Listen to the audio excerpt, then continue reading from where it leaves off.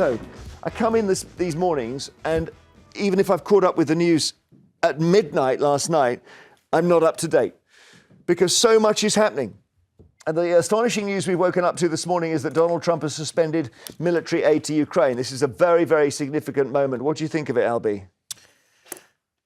It's just dreadful. I feel like the world is just heading in a direction which is the opposite to all of the things that I believe in. It wasn't just that Donald Trump introduced this new rule that he's not going to give military aid to Ukraine anymore, he's going to suspend military aid, but he's also slapping tariffs on Mexico and Canada, 25%, doubling the tariffs on China from 10 to 20%, so tariffs higher on Canada and Mexico, friends, than on China, enemy. So I find that very disturbing. Then, of course, there's all the criticism that Donald Trump has heaped on European leaders for being weak in front of Putin, saying that Europe can't take Putin on their own. We need American support. That might be true. So I just feel that the whole situation is getting a lot worse, and I'm not sure what the resolution is. What did you make of it when you woke up this morning? I just thought that means more people are going to die in Ukraine, and that has to be bottom line what we should all be caring about, right? OK, well, there's so much. Let's just go through, as Albie was saying, a lot of different things, even the tariff story getting entangled now. Yesterday evening, Keir Starmer gave a speech in Parliament outlining his 4-point plan to bring lasting peace to Ukraine. He said resolving the crisis will be the test of our times, and underlined that any peace settlement would only work with US backing. What happened in his subsequent meeting with President Zelenskyy is something nobody in this House wants to see. But I do want to be crystal clear. We must strengthen our relationship with America. For our security, for our technology, for our trade and investment. They are and always will be indispensable. And we will never choose between either side of the Atlantic.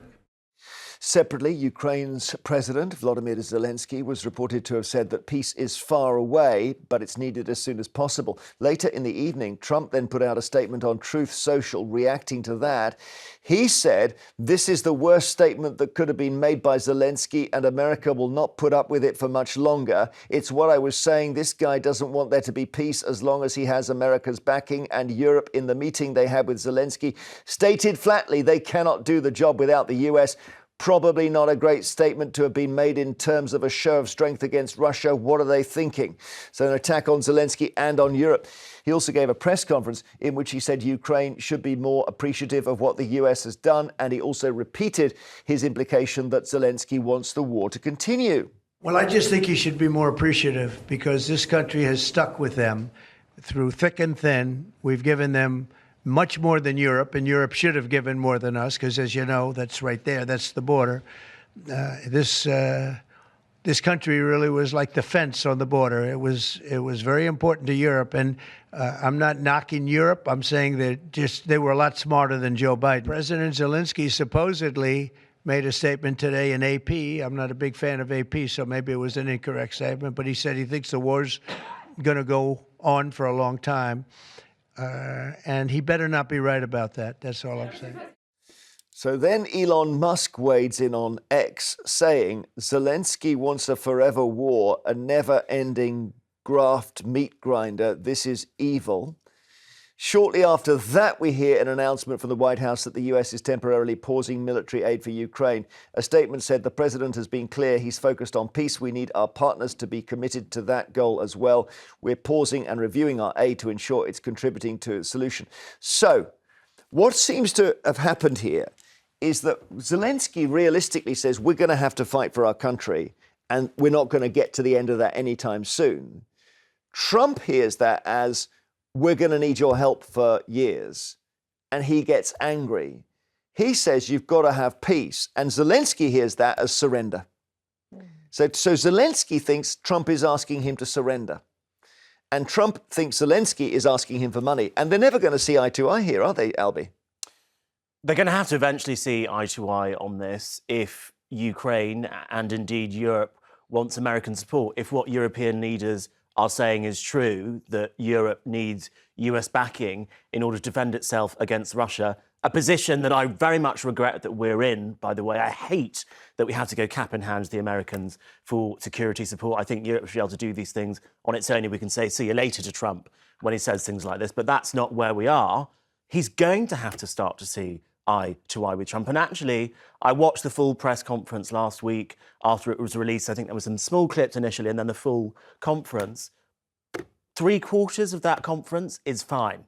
It's only towards the very end of the conference when J.D. Vance gets involved that it gets more tetchy. And I don't actually think, and I'm a massive fan of Zelensky, I don't think Zelensky managed that situation in the best way he could. And I think had he behaved differently, I think the outcome could have been different. Vance has got involved the last 24 hours as well. And he's actually been a little bit more conciliatory, saying the door is open for further peace talks. President Trump has said clearly and consistently of course, the door is open so long as Zelensky is willing to seriously talk peace. You can't come into the Oval Office or anywhere else and refuse to even discuss the details of a peace deal. Look, this is not going to make anybody happy. The Russians are going to have to give up stuff. The Ukrainians are going to have to give up stuff. You can't come to the Oval Office and say, give us security guarantees. We won't even engage with you about what we're willing to give up. That's been the Ukrainian posture. When that posture changes, as President Trump said, when they're willing to talk peace, I think President Trump will be the first person to pick up the phone. But we should not forget that Vance is the person who said this back in 2022. I think it's ridiculous that we're focused on this border in Ukraine. I got to be honest with you, I don't really care what happens to Ukraine one way or another. So maybe he doesn't care. Maybe that, and it's a long way away. Why should he? It's the words of colonisers, in my opinion. I think that US says, come, we want to bring you peace. Hang on, the end of that sentence is, you give us all your minerals, you give us all the mining rights for your country. That's colonisation. That's not free peace. That's not free giving. That's not freely helping people to fight their war, is it? They want Ukraine to surrender the land they've lost already. Fundamentally, that's it. And then they, America, don't have to pay any more. When Zelensky says we've got to fight on, Trump is affronted by that. And is it gaslighting? Is that the classic term? It feels like complete gaslighting. When you say it's just not prepared to engage with it, what he's saying, no, you can't have all the stuff that can make money for my country. And saying that Ukraine started the war is classic gaslighting. We'll talk a bit more about this after the break. We'd love to hear your calls on the announcement that Trump is now suspending military aid to Ukraine. There's a big announcement by Biden that he's sending a lot. It seems to have been cancelled. Is he in the wrong? Should Zelensky try to apologise for whatever he's done wrong? Give us a call now with your thoughts. 0207 862 2222 is the number you need. First, let's talk about this extraordinary situation between the US and Ukraine. I mentioned gaslighting and whether this is an example of it. Let's just have a look here. We go to back to the Oval Office where the whole row blew up, and you see Trump and Vance kind of barracking and diminishing Zelensky in a way, making him feel smaller, look smaller, less influential. And if that's an example of gaslighting, we need to explain exactly what gaslighting is. What does it mean when we say he's being gaslit by the holder of the Oval Office, Donald Trump, and his deputy, J.D. Vance? Let's ask that question. What exactly do we mean by gaslighting? And crucially, to follow up, is that what Trump and Vance are doing to Zelensky in the Oval Office and since? So it goes back actually to a film called Gaslight, 1944, remake of a 1938 play. It had also been a very much smaller film before. Follows a woman whose husband manipulates her into thinking she is going mad. This guy basically marries her because he wants to find some treasure he knows is in the attic of her house.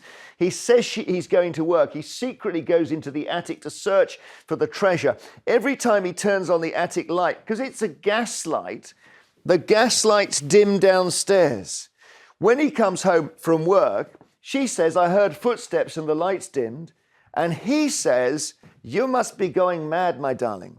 That's gaslighting. And the modern equivalent, he says to her, everyone thinks you're crazy. I'm sorry you feel that way. Don't take it so personally. We could add, why aren't you wearing a suit?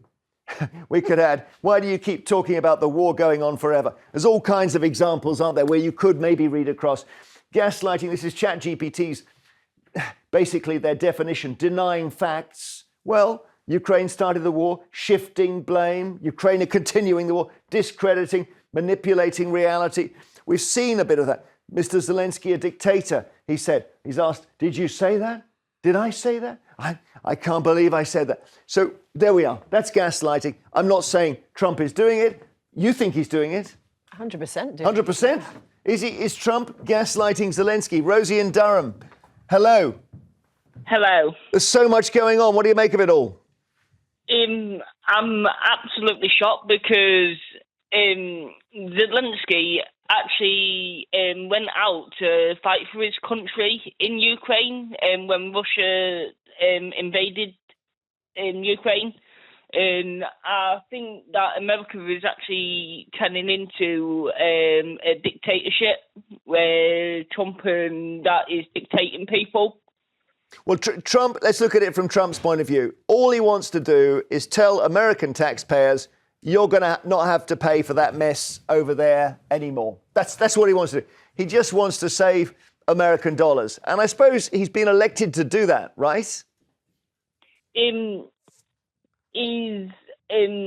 like how I see it is that is telling that American people have got to do what they tell him to do. Yeah. And like if they want to support Ukraine after Russia invaded Ukraine, not the other way around, then that's up to them. It cannot force people to say, oh, we will not support Ukraine. OK, Rosie, thank you. I've been listening to some of the American podcasts. It's fascinating because the Republicans, their base, although it's MAGA and a lot pro-Trump, there's a lot of people who've got memories going back to the 80s and President Reagan taking on the evil empire, as he described the Soviet Union. And they're really confused about why America is now on Russia's side in this war. And so Republican senators and congressmen go back to their districts and they're being asked, are we now backing Russia? We don't quite get this. It's not an easy question to answer. Christine's in Hampshire. Christine, what do you make of this whole upheaval? Well, for once, I actually agree with Trump. He's actually putting America first, and I wish that we would do the same with Britain instead of spending our hard-earned taxpayers' money on supplying weapons and military aid to Zelensky. Forgetting all about Friday just now, let's go back to 3 years ago when Zelensky deliberately antagonized Russia by saying he would have NATO bases along the border. He knew what he was doing. He knew that it would upset Trump, would upset Putin. And I think Keir Starmer, all this sabre rattling that he's doing is not the way a Labour Prime Minister should be acting. I hear you, but isn't it the case, Christine, that when we decide, you know, America first was the 1930s, and then they got hit by Pearl Harbor and they had to come into the Second World War. Clinton in the 90s, when he's asked what his biggest regret was, he said, I didn't realize in Rwanda that 800,000 people were slaughtered with machetes in 3 months. And it was going on and none of us had an eye to it. So if you pull away, Christine, you don't allow yourself to stop bad things happening. Well, we're supposed to be a Christian country, aren't we? So Keir Starmer seems to think that the way to peace is send more weapons over to kill people. That doesn't make sense to me. We must change our attitude. We can't keep on going to war all the time and thinking that that is the answer to everything, just killing loads of people. All right, Thank you. Thank you. Thank you, Christine. It's a good point because you can see how this could end. You said they need 200,000 troops on the border between Ukraine and Russia. That's how many you need to sort this out. The whole of Europe can't muster 200,000, apparently. So I don't know how many. Our army is about 70,000. We could maybe do 45,000. France is the next biggest army. Germany's army is not allowed to move around. We can't do it. Now, maybe we should just say, I'm sorry, we can't help with this. It's not our border. I think what Christine's just said there, she's just said kind of every man for himself, and then in the second breath said we're a Christian country. Surely a Christian country is about loving your neighbour, is about stepping in the gap, is about helping people who are being killed. Yeah, I don't know How can you have any other view? Well, we get involved in every war. There's a war in Congo at the moment. We want to get involved in that. You know, we've got wars all over the world. William is in Renfrewshire. Hello, William. Good morning, Jeremy. You think Trump is right to say it's not our war And however rude and mean he is, he's right. Well, if you elect a gangster, you'll get gangster's methods. But I would like to touch on this special relationship you keep talking about. You've got to remember, in the last two world wars, America was forcing them, which you came across. The American public didn't want into European wars. They were making plenty of money, plenty of jobs. Sure. So this special relationship only works one way. Blair proved it, and others have proved it, by America dragging us into illegal wars. And I'd just like to say, the one man that stood up against them was Harold Wilson, and he stopped them from taking us into Vietnam, which was the right way. Yeah, So you're right. I mean, you raised an interesting example because the Americans are quite keen to go into Vietnam, which is half a world away from them, but they don't want to go and fight Ukraine, Russia.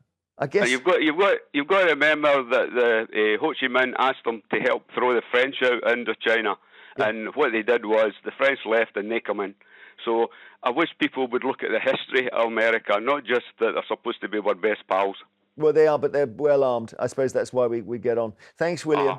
After the break, we're taking more calls. We've got so many calls. So Trump suspends military aid to Ukraine. Trump is furious with Zelensky. There's a whole tariff thing going on. Are you thinking there's a bull in a china shop and the china shop is the Oval Office? 0207 862 2222. See you shortly. And I don't know whether we'll get to the fat jab question because we are absolutely overwhelmed by calls on the situation between the US and Ukraine. Donald Trump has suspended military aid to Ukraine after the extraordinary spat between the leaders at the White House. He's furious that Zelensky has said the war is going to take years because Trump, remember, said he would stop it in a day. Meanwhile, and this is also big news, but it's been swallowed up somewhat by everything else, Trump's tariffs on Canada, Mexico and China have also come into force today. And you can see on Fox News, when the announcement is made, watch the stock market go down in real time. And so there we go. It's not having a happy time, the Dow Jones. And on those tariffs, it's 25% on goods from Canada and Mexico. And as Albie was saying, it's a bit less, 20% for China. So the higher tariff is on the neighbours. Trump is said to be still considering tariffs on the EU. If he puts tariffs on the EU and not the UK, the Brexiteers are going to say, there we are. That's all the justification we need. That'll be the moment, won't it, when maybe Mr. Farage and co say, there we are. That's why we left. I'm a Brexiteer. And I wouldn't necessarily take that as a win. Yes, of course, it's a good thing that the UK would be in a non-tariff position with the US. But ultimately, the whole economic vision of Brexit was for global free trade to expand around the world. And when we're seeing countries in trade wars, that is literally the opposite of the conditions that we need for Brexit to be a success. Sure, but the EU, as we know, is a protectionist racket, some say, and they protect their own imports and exports against outsiders. We're now an outsider. So if someone else comes along and gives them a good battering, that's got to be good for us, no? It depends. If nations, whether or not it is the EU or the US, then decide because we've got favourable trade conditions with the US or the EU that they're going to put tariffs on us, then it becomes a problem. This whole idea of economic hostility are not the conditions that you would need in order for this, the vision of Brexit, at least that I had, that we would be a free trading nation leading a renaissance of global free trade. The world is moving in an opposite direction. Yes, it is. It's amazing. Simone in Merseyside, hi. Hi. What do you think of this Trump thing? We're all factoring it in. What do you make of it? I'm absolutely so pleased that he's done that because the Americans have given billions of dollars for the war, plus military equipment. Now Britain's stepping in, giving 13 pounds something billion, when we've got thousands of homeless people. The NHS is struggling, and then we're paying all this money for these refugees in hotels. We're going to make more refugees if this war carries on. We're going to have more people coming into the country that we're going to have to support with our tax-paying money. So I just don't understand where our government's coming into this. So and why you think, Simone, you think we should do what Trump is doing and basically saying, sorry, 100%. Ukraine, it's you've had a bad time, but we can't help? 100%. You've got to remember the buildings are destroyed, their schools are destroyed. They need rebuilding. If this war ends now, we're going to have the money to help them rebuild their towns and their villages. and support their people in coming up. Our education, we've got universities closing down over here. We've got no teachers. We need education. We need money put into our systems over here. Let me ask Dave, hang on, Simone. David in Southampton is Simone right, David? If we've got spare money, we've got to spend it on ourselves. Well, that remark is so selfish, it's unbelievable. But anyway, with regard to getting back to the Trump and co, on to Simone, I think, David, why is she being selfish? All she's saying is British tax needs to go towards British taxpayers. Yeah, but if that's well, I'm lost because you've changed the tax. I was going to bring on about something else, but unfortunately, because of what else happened, you've gone off track. But anyway, my view about Trump is, and everybody knows this, I think, is that he is a bully, but he is one of the worst types of bully because he is hypocritical. It's a case of don't do as I do, do as I say. He has castigated a president of a sovereign country in front of the world. He doesn't know the meaning of constructive criticism, because if he did, he would never have done what he did. And as far as I'm concerned, the situation is all down to Trump. He needs to do something which I know he can't do because he's showing himself to be weak in comparison to Putin, and that is to get the three of them around a table. Putin, Trump, and Zelensky? No, Putin, Trump, and Zelensky. And it's up to Trump to do this. Wow! And if he cannot, imagine that. Well, there you go. That's what I'm saying. Well, Trump will see that as a TV show, won't he? And he'll be up for that. Simone, what do you think? Get the three of them round a table. I mean, I don't understand why you're saying I'm selfish when we're supporting thousands of immigrants in our countries in hotels. I'm not complaining about that. We are helping refugees. So how am I being selfish wanting to stop a war in its tracks right now and sort their own country out? Instead of giving 13 billion to them, give 6 billion, help them rebuild their schools, help them rebuild their buildings. I'm not saying don't help them. Albie. Don't help them fight anymore. Simone, the £13 billion figure is not going to Ukraine. It's an increase in defence spending. But can I just say to you directly, I do hear what you're saying, and I think you make a really important argument that lots of people might be thinking that actually we've got all of these problems at home. Why are we spending all of this money on defence? Why are we spending all this money on a war abroad? The simple fact of the matter is the way that we secure our way of life in this country is by having strong defences, is by having a strong military, which is why actually I supported what the Prime Minister did last week when he increased defence spending, and I think he should go further. OK, Simone, thank you so much. It's, the move of the money from foreign aid to defence. What's really interesting, and maybe I've been misinformed, but as I understand it, isn't this about frozen Russian assets?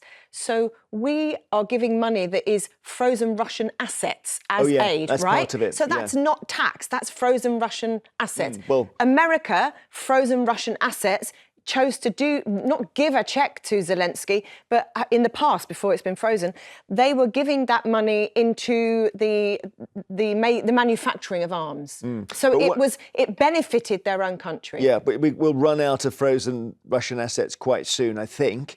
But let's not. Well, then, if that is the case, then why are we all sitting here talking about tax? It's not people's hard-earned money. This is frozen Russian assets. Well, we could take the frozen Russian assets and spend them on our hospitals. How about that? Well, yeah, that is. If that's why they. But we could also tax the rich a little bit more, right? Yeah, I mean, if you want to do that, I don't know how far you'll get funding a war by taxing the rich. I don't know. Fund the war with the Russian assets. With the Russian assets, OK, right. I don't know how many Russian assets there are in this country. You can seize all the houses in Kensington, maybe. I don't know. I don't know how many Russian. I mean, there's the guy who owned Chelsea Football Club. I think they froze his money, but I think it's I think it's been moved out. But one place where I would agree with Trump is that this war does need to end, and we need to have a conversation about how that happens. I don't like the way Trump has gone about it at all. I don't like the way that he does business, but he has forced the Europeans to start spending more on defence and have a serious conversation about how this conflict between Russia and Ukraine ends. We've got to have that chat. Looking at the bright side here, it's possible that we'll have to put boots on the ground in Ukraine if this is to be the case. But we might actually push Russia back across the border and push them out of Crimea. We think about this from Russia's angle. They're running out of young men too. They've got a kind of rust bucket military defence that we're up against. Look at that. They've brought in the North Koreans and put them on the front line. Imagine it being a North Korean soldier. You're put into the Donbass and you die the next day. Imagine that. You don't even know where you are. It would be awful. But I think one of the things that I find quite frustrating as a young man is the people that have these debates about whether or not we should be at war or should not be at war. These are not the people who are going to be going out to fight in those wars. If there is conscription, I think the age is 18 to 39 or something, it's not going to affect a lot of the people who are having these debates. And if you actually look at the public appetite for a continued war in Ukraine in young people, it's actually a lot lower than in other cohorts. So I just think it's important to say that, because a lot of people having these discussions and these debates, they're not going to be the people whose lives are on the line. Although they can be the parents of those people. Shelley in Newcastle, hello. Hello. I've got a couple of bits to say, actually. You've got to look at Trump. He says he doesn't want to kill any more bloodshed, but what he's going to do will cause bloodshed. I think there's a lot of arrogance going on. I mean, there was even Farage yesterday saying, he should have wore a suit. He wears what he wears in solidarity with his fighting men. I mean, he must be fuming. He was trying to mention over 20,000 Ukrainian children's gone missing in Russia. And he was trying to bring that out, and nobody's mentioning this. And he wants them children returned as part of this deal. Trump, I don't think, should be in. He's never going to get a deal while Trump's there. And why should our men, not as Russia will allow it because they've said it, go and protect Americans digging for stuff in the country? Why should our men go in there to protect them? Because that's what would happen. No chance. I mean, America, we just need to cut them off, really, if he's going to go on like this, because it's my way or the highway, and I think it's appalling the way he must be fuming.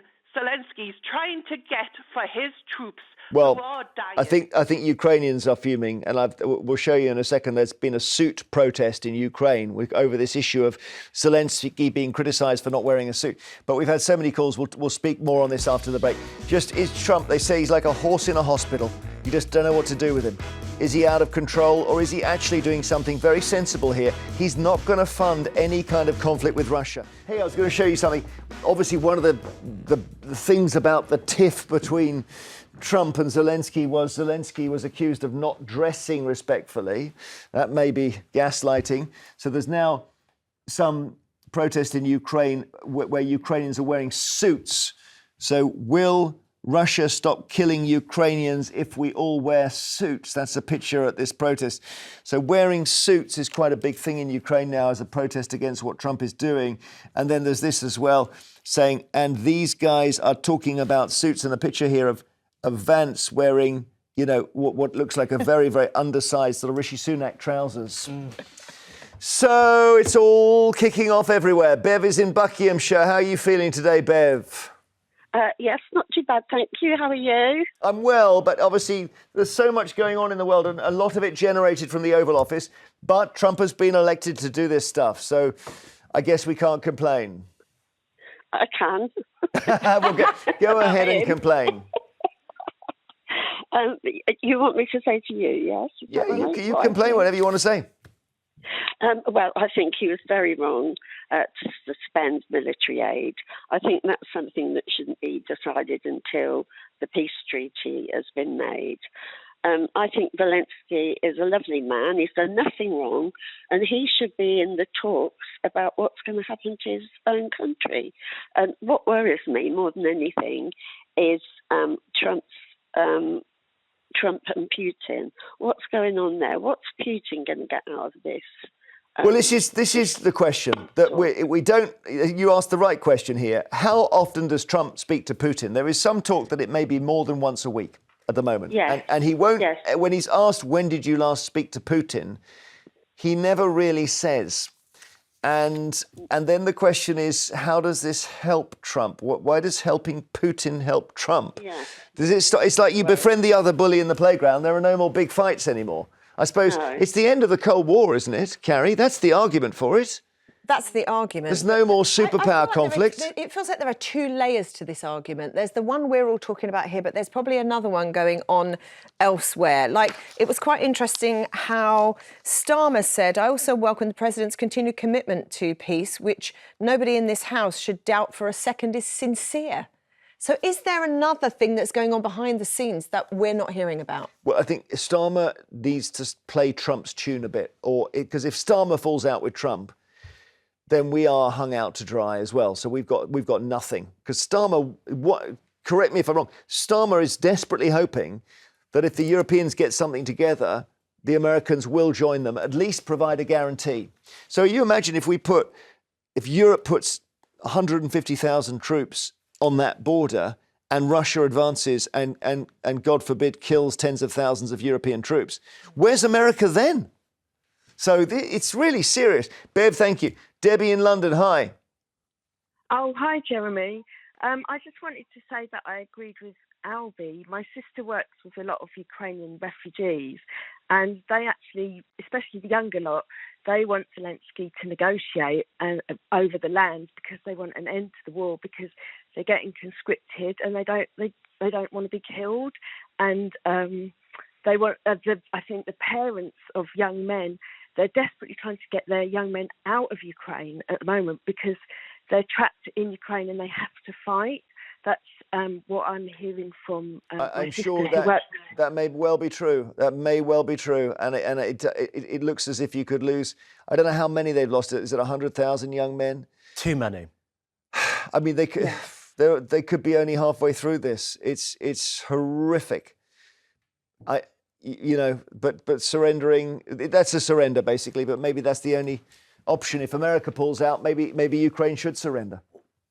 There won't really be much of a choice in a world where America is no longer supporting the Europe in a security sense. There wouldn't really be, from what the European leaders have been saying, much of a chance of us being able to ward off Russia, which actually makes me angry that we're in this position, because I find it really astonishing that a continent as rich as Europe, with 500 million people, countries like France, the UK, Germany, Italy, Spain, cannot ward off an economy which is no bigger than Italy and has an outsized army. But you would think that all of the European nations, Western Europe, Southern Europe, Northern Europe, parts of Eastern Europe that are more friendly with us, would be able to ward off Russia. Well, think we about can't. the Second World War. Think about what Hitler thought the same. Going to march on Moscow, job done. And in the end, it destroyed everything he was fighting for, was gone in that conflict, because the thing that Russia have got is an unlimited supply of men. And they will put them all in the front line if they have to. So they're hard to beat. And whether or not you want a direct conflict with Russia and they've got nuclear weapons, I don't know. Maybe this is where maybe Trump is right here. Maybe we've just got to say, sorry, Ukraine, you've got to surrender. And as I say that, I'm horrified even to hear the words. Thank you, Debbie. Sonia in Essex, what do you think? Should we be saying to Ukraine, you've got to stop this thing now?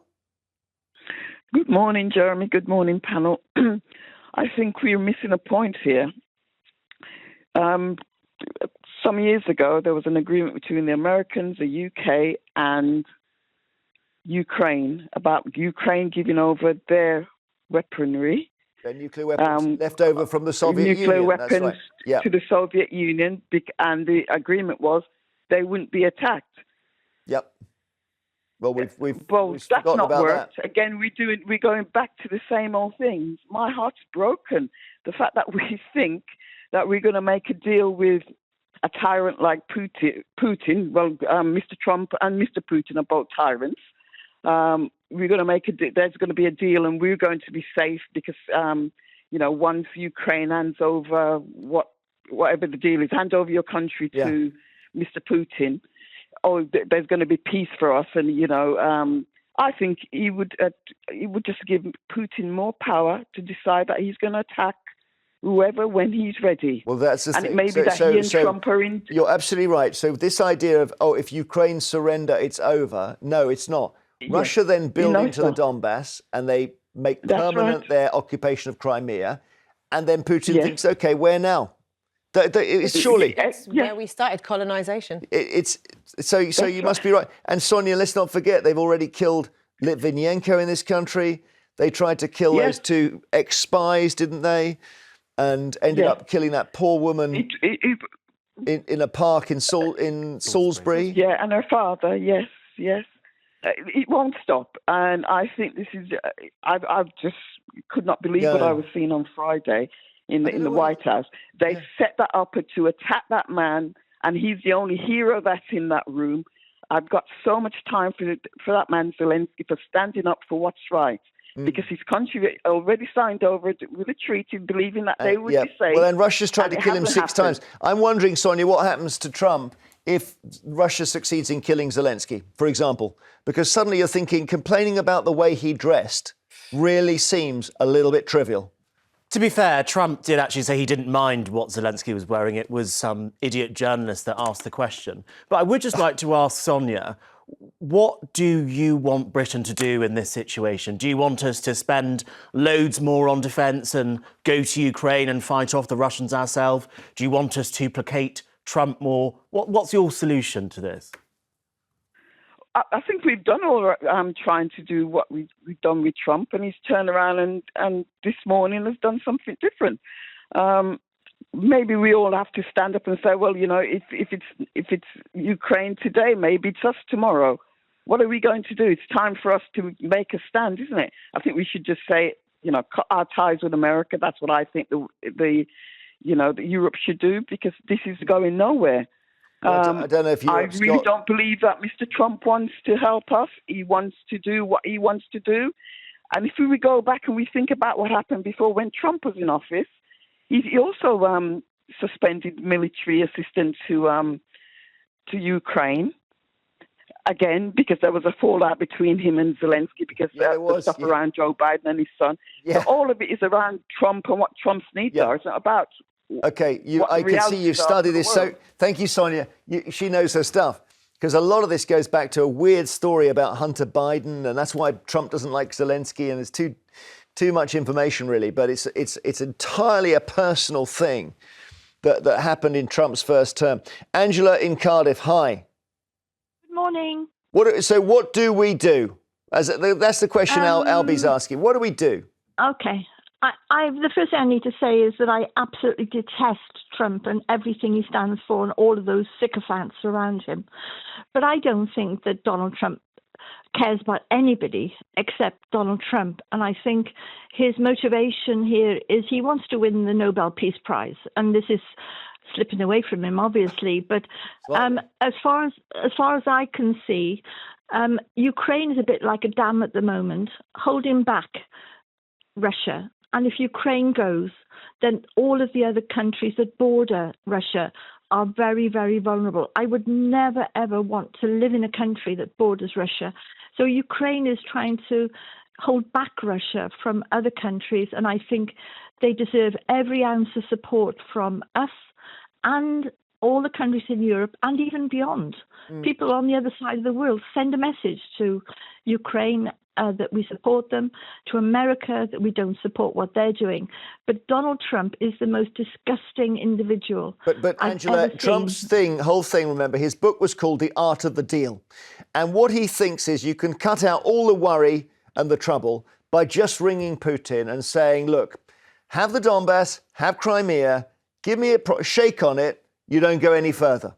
And he'll accept... Do you trust him? I think Trump thinks that will sort it. Jeremy, I don't know if you remember when he was in office last time and there was a press conference and he stood next to Putin and told all of the people around him that he had no reason not to believe Putin, and that went against his own security services. Okay. I mean, that was treasonous. In my eye, that was treasonous. It's all a sort of moving picture. I know we'll come back to it tomorrow. Thank you so much for watching and calling, Angela. And thank you for all your calls on this. So many, today and yesterday, record numbers of calls to the show because we're all obviously concerned. Storm is talking a bit more about this later on. She'll be asking what our involvement should be. What should the Prime Minister do? Should Starmer ring Trump and say, this is too much now? You're shaking the world?